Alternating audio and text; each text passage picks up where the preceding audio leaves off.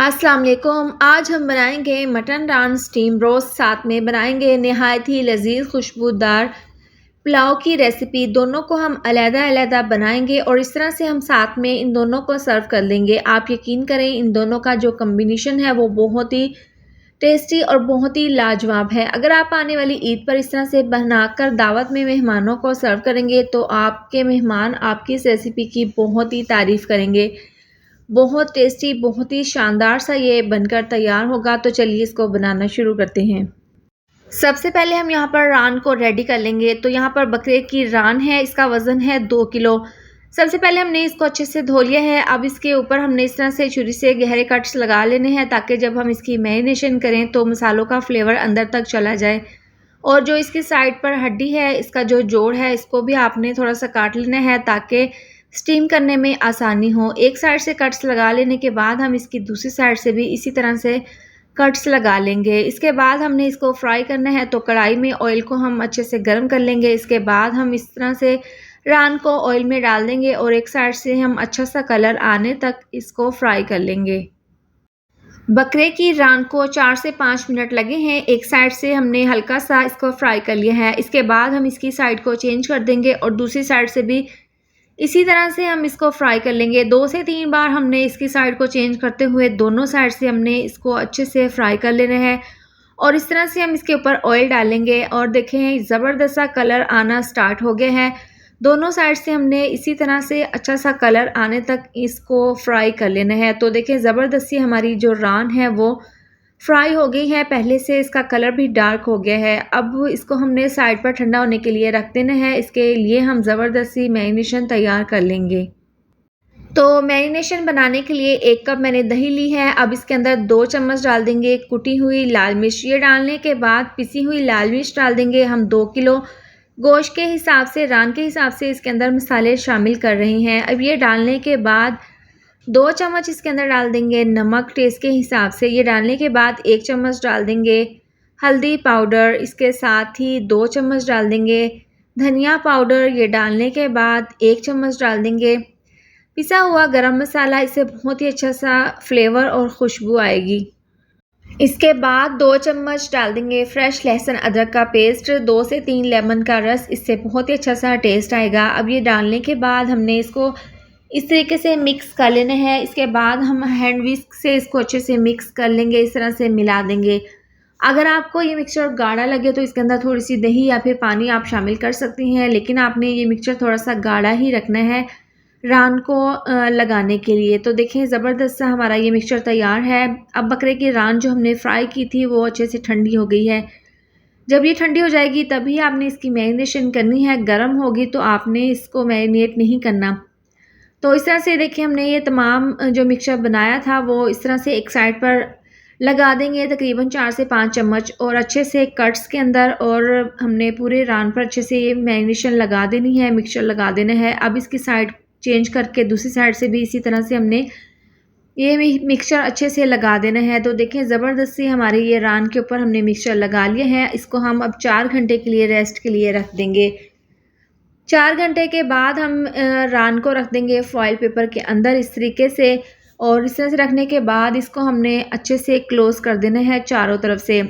रान को foil paper में अच्छे से क्लोज़ करने के बाद हम यहाँ पर नोकदार छुरी ले लेंगे और इस तरह से इसके ऊपर हमने कट्स लगा देने हैं, ताकि जब हम प्रेशर कुकर में इसको स्टीम करें तो ज़बरदस्त ही ये स्टीम हो जाए। तो इस तरह से लगा लेने के बाद अब यहाँ पर हम प्रेशर कुकर में डाल देंगे तकरीबन 4 गिलास पानी, 1 बादियान का फूल, 1 बड़ी इलायची डाल देंगे। इसके अंदर हम स्टीमर रख देंगे, सुराखों वाली जाली इस तरह से इसके अंदर रख देंगे और फाइल पेपर को इसके अंदर रखकर इसका ढक्कन बंद कर देंगे। और 15 मिनट हमने पहले विसल को चलने देना है। जब इसकी सीटी बजना शुरू हो जाएगी 15 मिनट, उसके बाद हमने इसको 2.5 घंटे स्लो आंच पर स्टीम कर लेना है।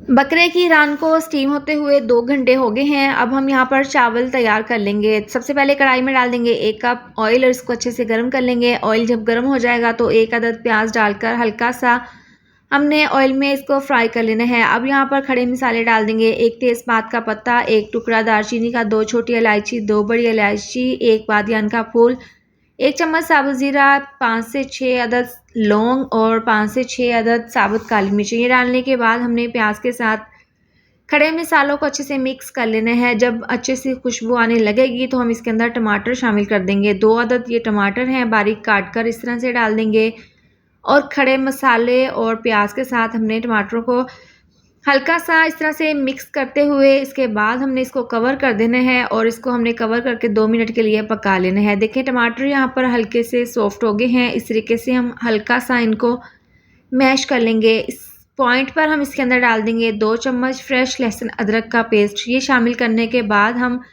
इसको अच्छे से मिक्स कर लेंगे और इसको हम 1 से 2 मिनट के लिए स्लो आंच पर इस तरह से पका लेंगे। जब लहसुन अदरक की ज़बरदस्त सी खुशबू आने लगेगी और हल्का सा इसका कलर चेंज हो जाएगा तो हम इसके अंदर हाफ़ कप डाल देंगे पानी, ताकि प्याज और टमाटर हल्के से सॉफ्ट हो जाएं, नरम हो जाएं। इस पॉइंट पर हम इसके अंदर नमक डाल देंगे। 1 चम्मच नमक डाल देंगे, आधी चम्मच पिसी हुई लाल मिर्च, इसके साथ ही 1 चम्मच डाल देंगे पिसी हुई काली मिर्च। ये डालने के बाद 1 चम्मच डाल देंगे धनिया पाउडर, 1 चम्मच पिसा हुआ गरम मसाला। ये तमाम मसाले डालने के बाद इसको हमने अच्छे से मिक्स कर लेना है। इस तरह से हमने तेज़ आंच पर इसको भून लेना है मसाले को। तो हमने पानी इसलिए डाला था ताकि मसालों का कच्चापन दूर हो जाए और मसाला जो है वो ज़बरदस्त सा तैयार हो जाए। तो देखिए यहाँ पर मसालों का कच्चापन दूर हो गया है, पानी जो हमने इसके अंदर डाला था वो ड्राई हो गया है और ज़बरदस्त सा हमारा ये चावलों का मिक्सचर तैयार है। अब इसके अंदर हम डाल देंगे पानी। 1 किलो हमने वाइट गोल्ड बासमती चावल 30 मिनट पहले पानी में भिगोकर रख दिए थे और देखें अगर ग्लास का नाप करें तो 3 ग्लास चावलों के हैं, इसी हिसाब से 5 ग्लास हम इसके अंदर डाल देंगे पानी। जब पानी इसका बॉयल होना स्टार्ट हो जाएगा तो हम इसके अंदर चावल डाल देंगे। वाइट गोल्ड बासमती चावल, इसका पानी हमने रिमूव कर दिया है। इस तरह से डालने के बाद इसको हमने अच्छे से मिक्स कर लेना है और इस पॉइंट पर आप नमक चेक कर सकते हैं। अगर आपको कम लगे तो आप नमक और शामिल कर दें। तो इस तरह से देखें चावलों का पानी पकना स्टार्ट हो गया है। इसको हम कवर कर देंगे और तकरीबन 3 से 4 मिनट के लिए हम इसको पकने के लिए रख देंगे।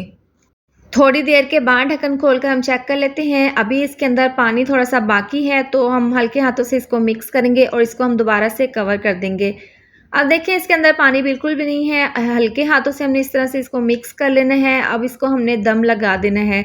तो स्लो आंच हम नीचे से बिल्कुल दम वाली कर देंगे और इसको हमने तकरीबन 15 मिनट के लिए दम पर रख देना है। पुलाव को हमने दम पर रख दिया है। अब मटन रान को हम चेक कर लेते हैं। इसको हमने पूरे 3 घंटे के लिए स्टीम किया है। अगर आप जूसी और टेंडर चाहते हैं तो आपने भी इसको प्रेशर कुकर में 3 घंटे के लिए स्टीम कर लेना है। अगर आप पतीले में बनाएंगे तो आपने इसको 5 घंटे के लिए स्टीम कर लेना है।